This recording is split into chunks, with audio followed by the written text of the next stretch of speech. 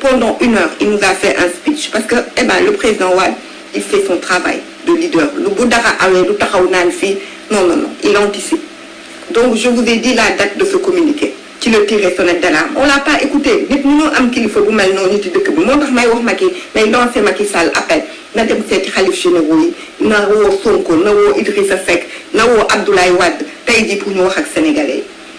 Abdoulaye Wade il n'aurait jamais fait ce communiqué si l'heure n'était pas grave. Il l'aurait jamais fait parce que boobu géjoon ngeen ko dégg bu baax a baax. Après il kenn faale wu ko ñu naan ñu lii du am la du am qu'est-ce qu'il a fait mu jàpp ñàmburam toog ñun mu confiné ñun moom nañ nekk autoconfinement depuis bu yàgg voilà. Après il revient, le président Wade revient le 12 mars le février la ko bindoon février la ko waxoon il revient, il nous dit, il nous demande nous réunir et tout, c'est ce qu'il nous dit, qu'on ne se réunisse plus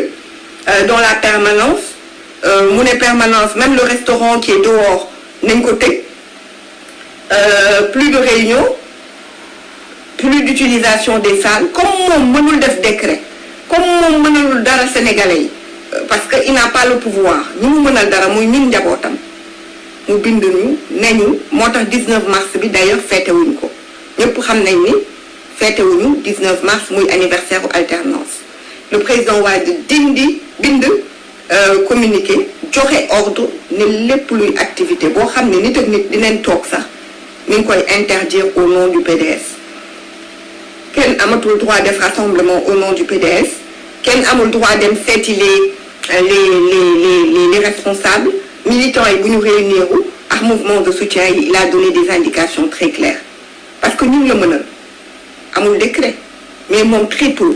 vous avez vu la date du communiqué waxoon na lan lañu war a def waxoon na ñu teg zone de quarantaine waxoon na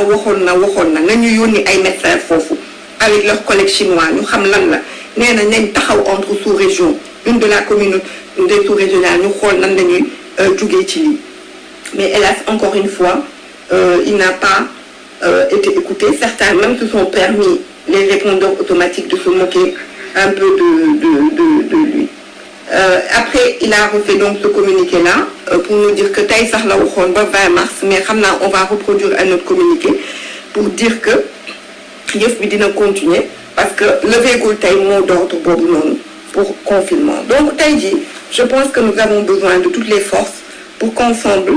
ñu xeex lii te gis nga mat naa bàyyi ci kaw ci réew man gis nga à chaque fois président Wade yéey ma parce que honnêtement je vous dis ce jour-là j'étais là toog naa 1 heure de temps muy expliquer ma toog ma ni ko c'était mais je vous dis en février début février xaw ma ban date laa leen wax 7 février xaw ma 13 février le président Wade wax lii ma naan lii moom mënuñu dal c'est pas bi ndekete yow il aurait eu raison sur nous. Donc moo tax ma leen di ñaan rek may ñaan Macky Sall mu jël communication may ñaan yéen mi nekk ci réseaux sociaux yi surtout ñëpp ñoo xam ne dañ leen di suivre lu bëri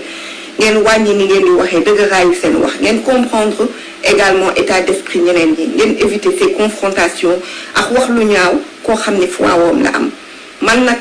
je peux comprendre aujourd'hui parce que tey jii mën naa comprendre que les gens et je le dis depuis longtemps, c'est vrai que je suis moins virulente dans mes propos parce que je juge que pour le moment, l'heure n'est pas à la virulence. On fera les comptes avec Macky Sall après. Mais je juge qu'il y a eu des erreurs de communication. Il y a eu il fait des jours, des minutes, j'étais scandalisée ici. J'ai dit, mais il du fort, Macky, il du fort. Il faut prendre rapidement des mesures. Donc, mais nous ne critiquer moment bi parce que je pense que ñun ñëpp li ñu war a def tey jii mooy ñu wax ak nit ñi mais li ma gis ci mbedd mi dalul sama xel nit ñaa ngi ci biti rien n'a changé xale yaa ngi fo nit ñaa ngi naan ataaya allons aujourd'hui nañ circonscrire nit ñi sur le temps ñu wàññi yoo xam ne day inutile yéen a gën a xam ne tey jii nit ñaa ngay naani ataaya ñi ngi waxtaan ñi ngi dem ci restaurant yi ñi ngi dem ci tànganaay yi nan armée bi génn tere loolu yëpp nañ wàññi dox yi nit ñi nañ téye kii te nañ wax ak porteur de voix yi ñi amee borom xol yi nañ wax ak ñoom ñooñu bu ñu waxee expliquer nit ñi problème bi réglé l'erreur a été cela la communication a été mal faite elle s'est adressée à une élite à même de comprendre, mais elle ne s'est pas adressée aujourd'hui élite boo xamante ni c'est l'élite suprême au Sénégal mooy le temporel ça c'est le religieux pardon c'est l'élite suprême ñooñu boo demoon wax ak ñoom ñoo mën tey wax tey sénégalais yépp def tey état mënul loolu Sénégal dafa faale yii ngeen di wax ak kii même parce que ils sont même pas sensibilisés ils lisent même pas ce que vous dites dem leen ngeen wax ak xalif généraux yi dem leen ngeen waxal leader parti politique yi l'heure est grave et j'en appelle également bàyyi leen di dal ci kaw nit ñi moment bii bu ñu nangu ñu diviser ñu bu ñu nangu ñu xuloo bu ñu nangu ñu xeex ku nekk sa gëm-gëm moo gën a fort leneen lu la wax ku nekk la nga gëm ku ko laal dina am li la metti nañ xool moment bii du moment xuloo ak xeex moment bii du moment ñu ñuy gën a diviser et je suis en train de le voir de plus en plus dans les réseaux sociaux je suis en train de le voir et tristement donc loolu moom ne ku nekk rek natt sa bopp nga xool li ngay wax moment bi c'est effrayant moi je suis effrayée honnêtement je suis effrayée parce que je me dis lii bés bu fi duggoon damay xool les premières semaines en France et en Italie nii lañ dañ ko woyofaloon ak ba ñu yegg si fii ba nga xamante ni armée baan ci mbedd mi booy génn nga génne këyit amoo droit génn ci dara nga xam ni affaire bi graaw donc nañ ñaan yàlla mu jàppale ñu ci barki Muhammad sallallahu alayhi wa sallam ci moom mi gën ci mindeef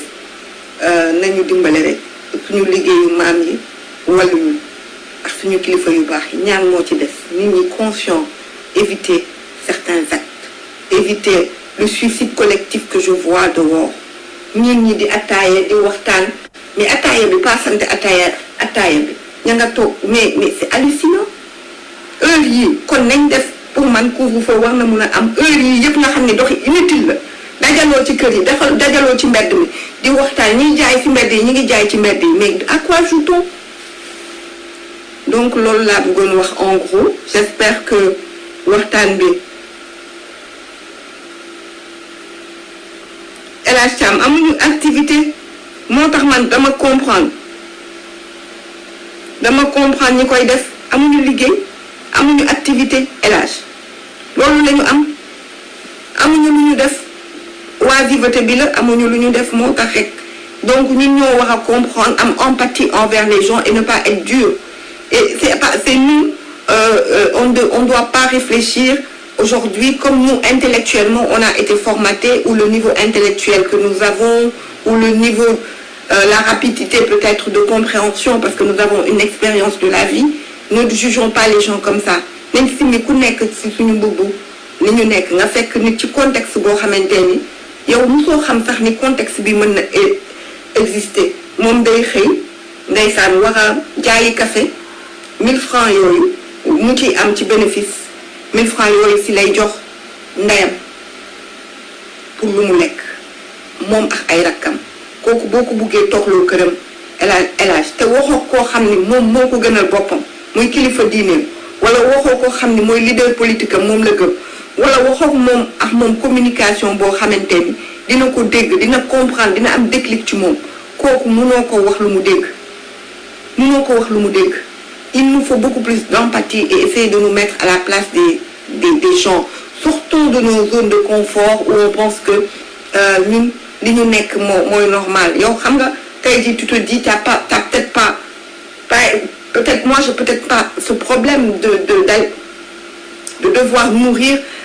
toute une communauté toute une famille je n'ai peut-être pas ces mêmes problèmes donc je peux être beaucoup plus chez moi que quelqu'un qui su ko deful il mangera pas quoi il mangera pas donc loolu moo tax ma wax non mais jéem loolu yëf bi yokku fii ñu yegg ci ay milliers de personnes bu la gënal Sénégal bi bu fi duggee fu ñu leen di dugal hôpital yi ñi 12 li xaw ma 80 000 la ñu am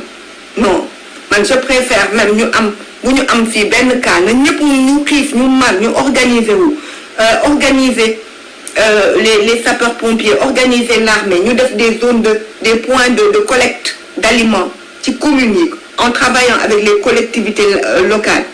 man moo ma gënal que lii di law lii bu fi lawee fu ñu koy waxee yow gis nga kër yi Sénégal kër dina am 30 nit ci benn kër lii bu duggee kër fi ñaar ñetti kër fu mu jëm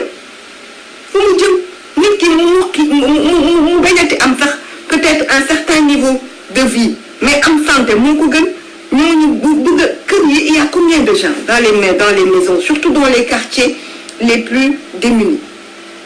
c'est-à-dire est-ce que les gens sont conscients amuñu ay lal Macky Sall itam xaw ma lu tax doo ubbi dalal jàmm un bijou de 55 milliards quand le président Wade partait il vous a même nommé le directeur le matériel tout était à commander dans le budget consolidé d'investissement pourquoi l'hôpital n'est pas ouvert pourquoi il faut mettre des zones de confinement ubbi leen am nañ centre Abdou Diouf ba mën nañ ko jël sax def ko zone de confinement mais may ñaan rek mes frères et sœurs mes amis et mes followers boo leen di wax ne soyez pas évitez de heurter évitez que virus bi effraye ñu ba pare ngeen di dugg ci foi wu nit ci gëm-gëmu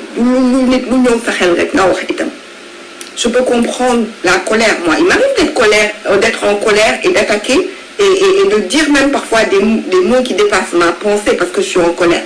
mais en ce moment-là il nous faut beaucoup de sérénité beaucoup de cohésion beaucoup d'entente entre nous pour qu'on s'en sorte donc vraiment c'est ce que je voulais dire et dire également au mouvement de soutien aux gens du Parti démocratique sénégalais aux sympathisants lire ngeen itam communiqué Karim Wade Karim kañ la gëjoon wax war ngeen xam ne bu génnee wax rek caaf xam na waaw ay dana joxe centre Diamniadio ñu def fa les médecins indi les laboratoires Pasteur le centre de transfusion sang yooyu yëpp ñu yóbbu foofu des trucs mobiles des unités mobiles ñu confiner nit ñi foofu dëgg la loolu au début de waxoon naa ko proposé woon naa ko fii parce que j'avais dit que comme jege na aéroport Diass au lieu que ñu def un dispositif foofu jël foofu yóbbu fa par exemple les étudiants qu'on amènerait ici ñu nekk foofu en quarantaine ñu transférer ça des unités mobiles médicales pardon oui Diagne ouais nous devons et être unique Kalf nañ bàyyi bonsoir Dougson bu ñu